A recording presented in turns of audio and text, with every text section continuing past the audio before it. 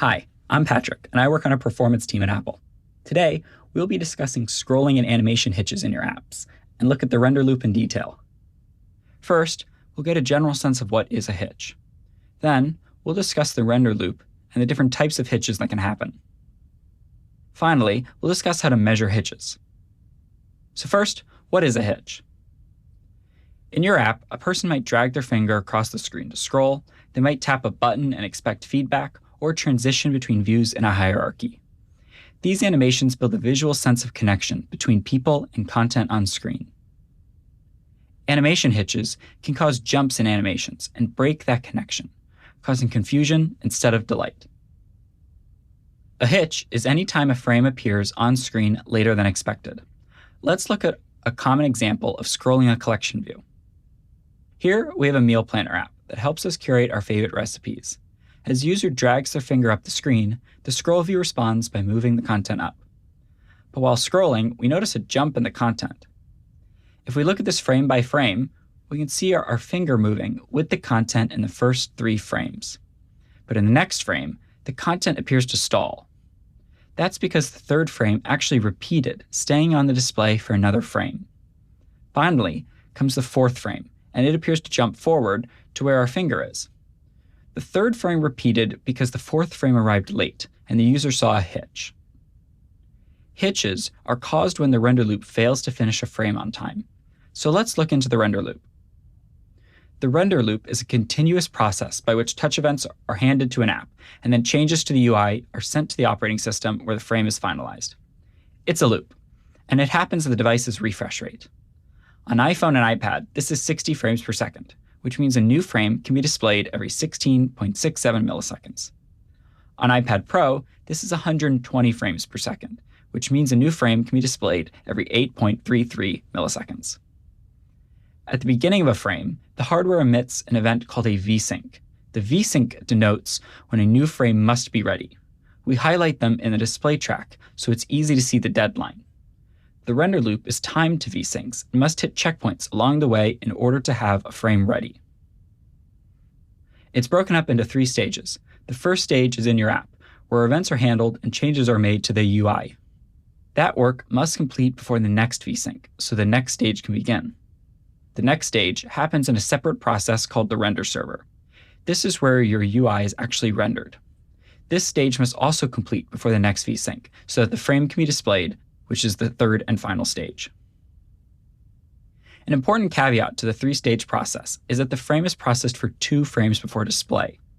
We call this double buffering, but there is another mode. To avoid hitches, the system may switch to triple buffering, where the render server is given 1 extra frame duration to complete its work. Since this is a fallback mode, we're going to focus on double buffering while talking about hitches and the render loop. Overall, the entire render loop is made up of 5 phases. The loop begins with the first phase, the event phase. Here, your app handles touch events and decides if a change is needed in the UI. Next is the commit phase. In the commit phase, your app updates its UI and submits that to the render server for rendering. On the next VSync, the render server takes that submission and in the render prepare phase, prepares it for drawing on the GPU.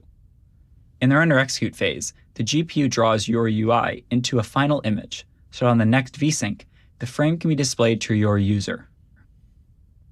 Each stage is critical to having a smooth user experience every frame. Even the render work. Although it happens in a separate process, it does work on your app's behalf, so it's on you to ensure your layer tree can be processed and drawn in time. To understand this a little further, let's look at an example. In this example, we're going to follow this frame through the render loop to see each phase along the way. First is the event phase, where the app will receive events. These events are things like touches, networking callbacks, keyboard presses, and timers.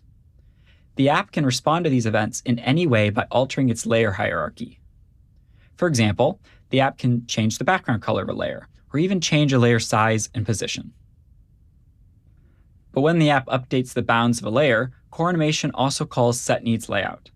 This identifies all the layers, which must recalculate their layout in response. The system will coalesce these need layout requests and perform them in order during the commit phase to reduce duplicate work.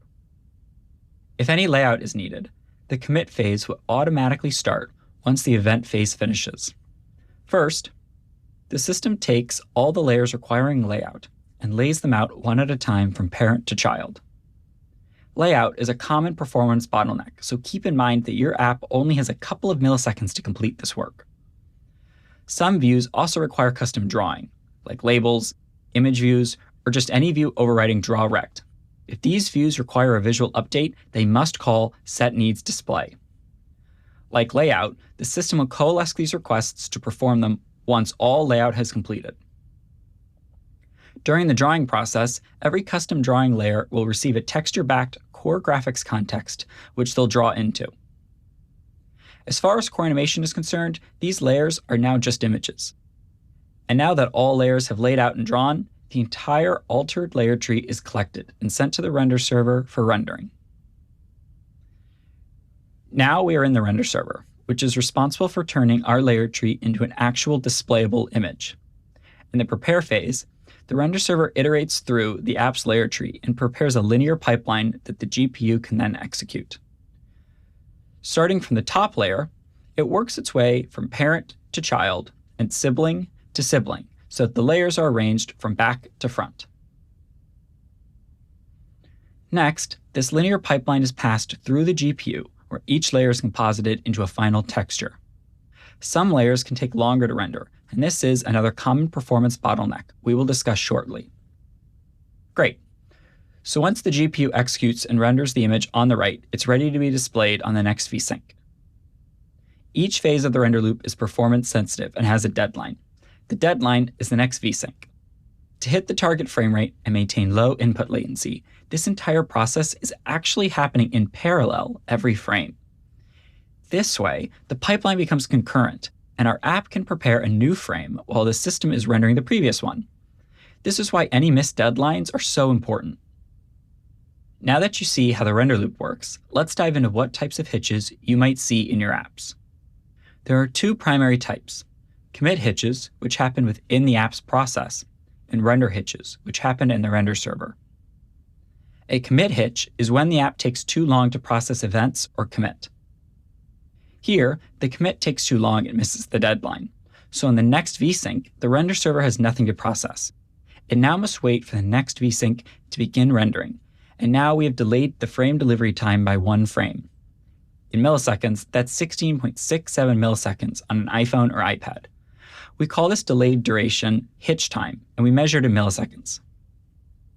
If the commit work took even longer and went past the next VSync, then the frame would be late by 2 frames, or 33.34 milliseconds. That's 33.34 milliseconds that the user is not seeing a smooth scroll. To understand more about commit hitches and how you can fix them in your apps, check out Find and Fix Hitches in the commit phase. The second type of hitch is a render hitch. These happen when the render server is unable to prepare or execute our layer tree on time. Here, the render execute phase takes too long and goes over the VSync boundary. The frame was therefore not ready on time, and the green frame was displayed 1 frame later than expected. Once again, we have a 16 millisecond hitch time. To understand more about render hitches and how to optimize your layer tree, check out Demystify and Eliminate Hitches in the render phase. Great. So those are the two main types of hitches. Now let's turn our focus to how we measure and quantify hitches. We looked at hitch time in the previous slides. It's very useful when talking about a single hitch, but can become intractable when discussing longer-term events like scrolls, animations, or transitions. Firstly, it's difficult to compare unless each scroll or animation takes the exact same amount of time, and therefore, the exact same number of frames. What's worse is that iOS devices do not always update the screen. If there are no commits sent to the render server, no new frame is submitted. That makes it even harder to compare hitch time across tests and devices. So instead, we use a metric called hitch time ratio. Hitch time ratio is the total hitch time in an interval divided by its duration. Because it's normalized to total time, we can compare it across experiences. It's measured in hitch milliseconds per second, so it represents the amount of milliseconds the device was hitching every second. To learn about how you can use this metric to measure your own app performance, check out What's New in Metric Kit. To see how to track hitch time ratio in your test suite, check out Eliminate Animation Hitches with Xseed Test. Finally, let's look at an example where hitch time ratio can be used. Here, we have 30 frames, which on an iPhone is half a second's worth of work. Each frame hits its deadline and the user sees no hitches. The hitch time is 0, and the hitch time ratio is also 0.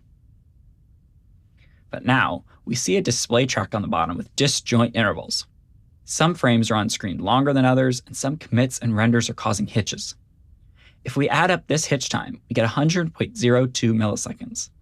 Over half a second, we have a hitch time ratio of 200.04 milliseconds per second. This is just an example. In general, these are the target hitch ratios we recommend and use in our tools here at Apple. Although this goal is 0 hitch milliseconds per second, anything under 5 hitch milliseconds per second is considered good and mostly unnoticeable by a user. Between 5 and 10 hitch milliseconds per second, the user is going to notice some interruptions, and these should be investigated. Over 10 hitch milliseconds per second, hitches are greatly impacting the user experience, and you should immediately investigate how to optimize your render loop. To recap, today we discussed the render loop and how a new frame is displayed to the user. We looked at what a hitch is and the two types, a commit hitch and a render hitch. Finally, we defined the hitch time ratio to measure the amount of hitching experienced by users within a given duration. To learn more about the types of hitches and how to catch and fix them in your apps, please check out our 2 talks on commit hitches and render hitches. We can't wait to see your buttery smooth apps, and thanks for watching.